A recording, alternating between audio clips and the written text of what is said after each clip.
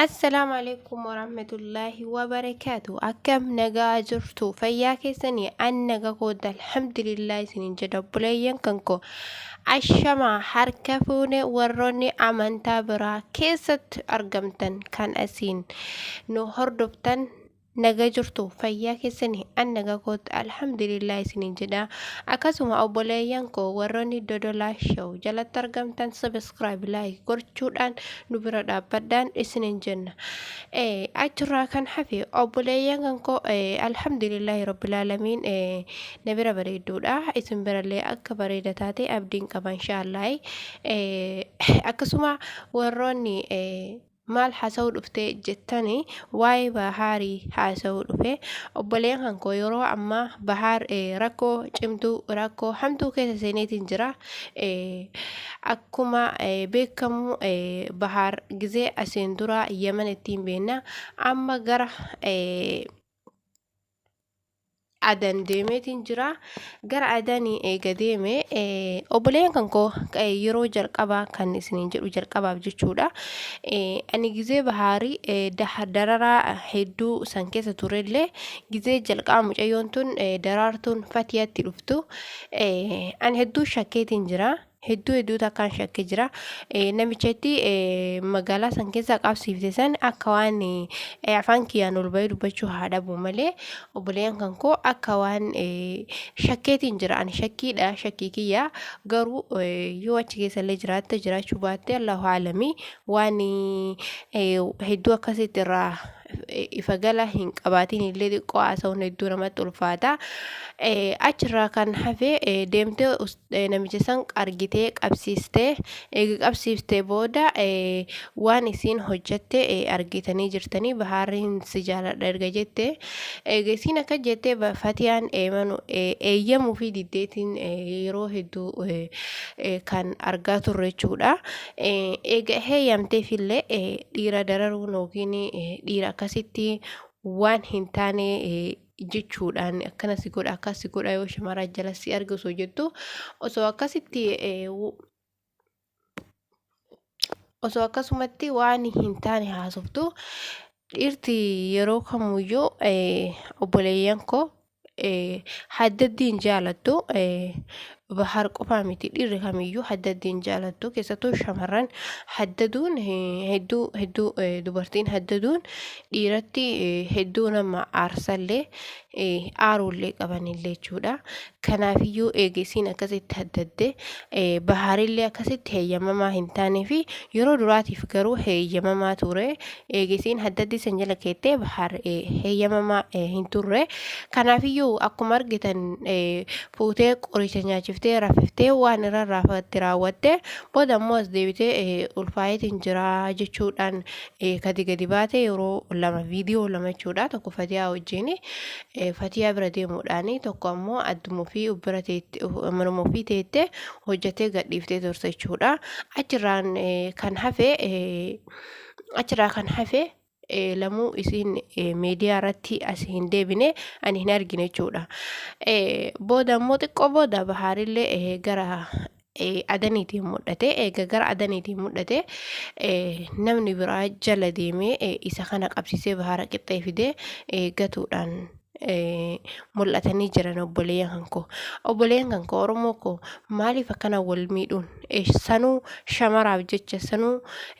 waan qabatamaan namatti hin kennine jecha akkana nama miidhuun akkana wal miidhuun maaliif nurraa eeggame maaliif nu barbaachise obboleen kan koo maaliif wal miina wallaahi maaliif wal miina tokko nu miidhee irraan booda nu wal miidhu jirra dura kan silaa lammiin biraa yookiin sababni biraa sabni biraa nu miidhaa ture amma deebine nagahaan jiraachuu dadhabaa fi ufumaa walitti kaane ufumaa wal miidhu jira maal jechuudha obboleen kan koo wallaahi hedduu takkaan nama dhiba hedduu takkaan nama dhiba hedduu nagarame obboleessi keenya edaa garuu akka itti bule hin beekne kalee gadhiisanii viidiyoo san kan laalaa turre viidiyoo san akkasitti bahaara qixxee fidanii akkasiin nama gatuun maali diina waliif diina Oromoo waliif diinaa walitti taanee maallaqaaf jecha sanuu shamaraaf jecha akkas golgodhuudhaaf waan sanuu hin arganne irratti osoo argatee illee irra gaariidha osoo maallaqa gaafatu san bahaarii kennee illee irra gaariidha waan harka kiyyaan irraa fuudhe jedhee inni nu irraa hamanii fudhachuu danda'a garuu inninii fi mucayyoonu isa hin jaalattu akkamiin mucayyoof jecha dhiira miidha dhiirti akkamiin shamaraaf jecha wal miitti obboleeyyan koo shamarran hedduu baay'eedha maal jechuudha wanni akkana wal miidhiinsa kana fide maal inni wanni akkana hedduu takka nama aarsaa hedduu takka nama gaddisiisa obboleeyyan koo wallaahi osoo wal qusanne illee irra bareedaadha. Mee akka wal qusan wallaahi wal qusadha keessatti Oromoon Yemen sanaa keessa jirtanii fi warri adan jirtan Yemen sanaa fi adan xiqqishuma deemsaa guyyaa tokkoo fi wadhakka akkas fatiyaan jettutti jechuudha an akkas jirraa dhagahee jechuudha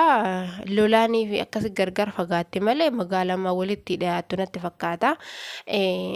Obboleen kan koo waliin miidhina waliin jiraadha waliin nyaadha malee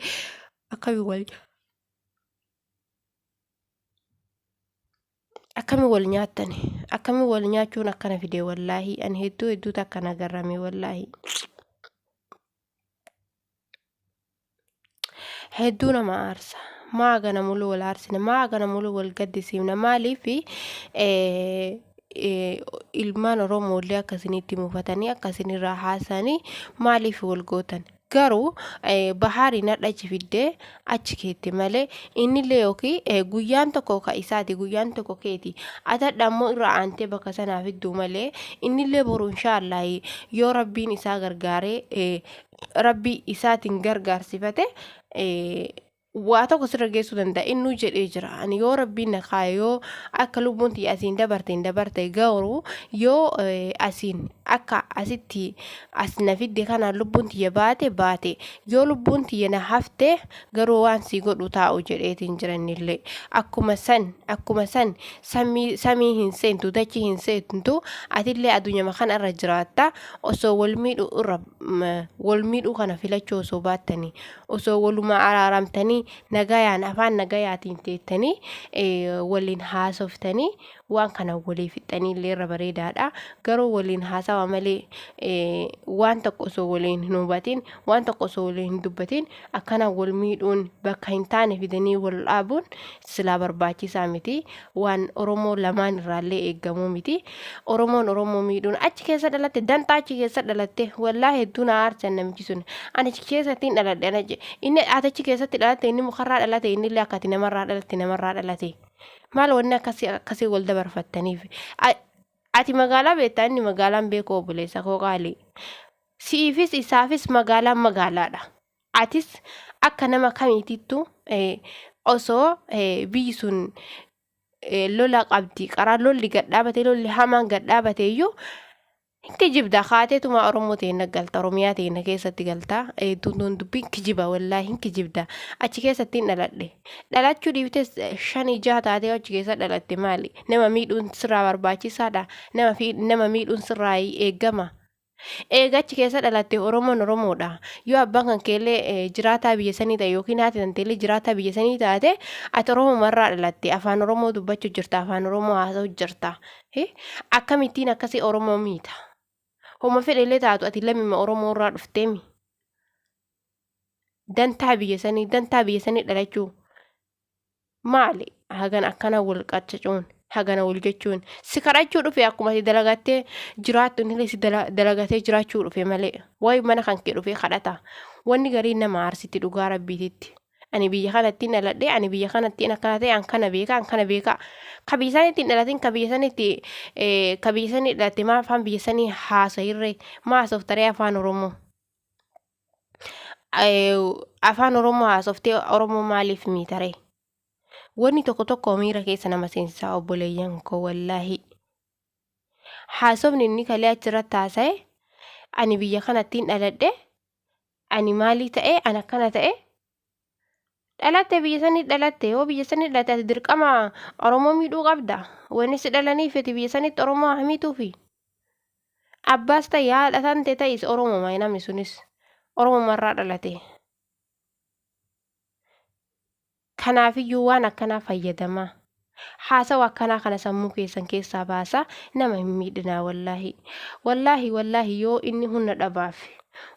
sirraa kafalachuu dadhabe Rabbiin guyyaa wayii sirraa kafala. Rabbiin waa wayitiin si fiduu ni danda'a. Garuu akkana wal miidhuu walirraa hin eeyyamamu obboleeyyan kan koo. Wallaahi ani namallee arrabsuuf namallee qeequufi miti. Walaakiin dhugaa Rabbii haasawni namni haasaa inni jedhe santuuyyuu na aarse. Inni illee achi keessatti haa dhalatuuyyuu haa baatu bahaarillee isa kadhachuu magaalaa san hin seenne. Akkanuma tokko hin dalagadhaafi akkuma kalee yookiin abbaan isaa yookiin haati isaa biyya san dhuftee lammi biyya saniittis heerumtu yookiin abbaan isaatu lammi biyya sanii fuudhu woomaaf achi dhabxee wayi achitti heeruma jettee achi dhaqxee haati isaa yookiin abbaan isaa achi fuudha wayi dhaqee hin dhanne hin dalagadhaaf dhaqee mire eega hin dalagadhaaf jedhee dhaqee carraadhaa heerumte yookiin fuudhee dhalate namni kun ilma nama sanii ilma biyya sanii ta'e dhalataa biyya sanii iyyuu eega ta'e dirqama nama gargaaruu qaba malee dirqama sarra jiru baachuu qaba malee nama miidhuu hin qabu. Homa fedhe illee ta'u ati lamaanuma kana keessaa dhufte wayyaa abbaa yoo haadha kanuma akkana dhufte malee waa samii irraa gad dhufte yookiin dachii ol burqiteetiin hin dhalataa biyya sanii hin taane lamaanuma keessaa dhufte. Kanaafiyyuu yoo Rabbiin sodaatte nama hin miidhini. Bahaariin illee ati bahar namallee qabaachuu dhabu Rabbiin qaba. Oromoo qaba biratti. Rabbiin qaba Oromoo qaba. Oromoon du'aayin nama bira dhaabbatte. Du'aayin yoo nama gargaarte isa bakka sanii fuudhu bakka sanii numa baafti inshaallah guyyaa wayii. Asuma dhiyoollee yoo ta'u baatte fagaattus inshaallah numa baafti Oromoon. Si galee kanaafiyyuu ati isa fiddee achi rakkisa yoo jette yoo Rabbiin inshaallah gubbaa sanii yoo rakkadhuun isaa hin jiraanne rakkatu. Yoo rakkattu ima rakkatta inni achi si fideefi ni rakkatta dhee Rabbiin keessaa qabaate numa rakkata. Tanuma lamaani. Kanaafiyyuu wal miidhuun silaa osoo barbaachisuu baate obboleeyyan kan koo wali hin miidhinaa isiniin jedha. Akkasuma obboleeyyan kan koo tanuma dubbachuu dhufe asumaan subscribe like gochuudhaan nu bira dhaabbadha obboleeyyan kan koo video